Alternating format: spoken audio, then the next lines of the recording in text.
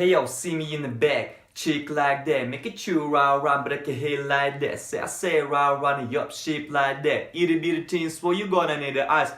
Take big things, papa, let me hear say that. Lay back, play that, percuss blowing in the Maybach. Hey, want my company, treat every one of me. Imagine when you done me, up of me on. Except no invitation, baby, other came ahead. No, we all wanna face. I'm a yo, when it was see, I could take you vacation and be back in it. Hit me out from the morning with your contour stay shorty, yeah.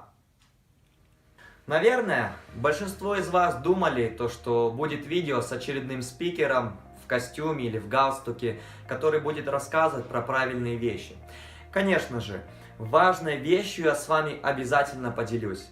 Но интересная новость заключается в том, что, к сожалению, большинство из вас привыкли ожидать привычное. И, к сожалению, это очень сильно вас тормозит.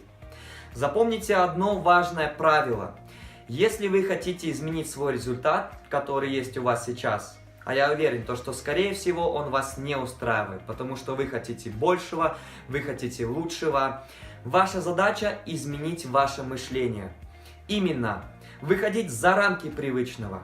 Именно это залог большого успеха. В наше время есть множество бизнес-тренеров, коучей, и все мы говорим практически об одном и том же. Но люди тянутся и выбирают тех, кто обладает сильной энергией и харизмой. Говоря про эти качества, можно смело сказать о том, что у такого человека отсутствуют внутренние страхи, комплексы, барьеры, и он абсолютно уверен в себе. Чтобы стать таким человеком, я всегда шел в страх, шел в неизвестность. Шел туда, где я чувствовал абсолютный дискомфорт. Именно так я развивался. Я пробовал себя и продолжаю пробовать себя во многом.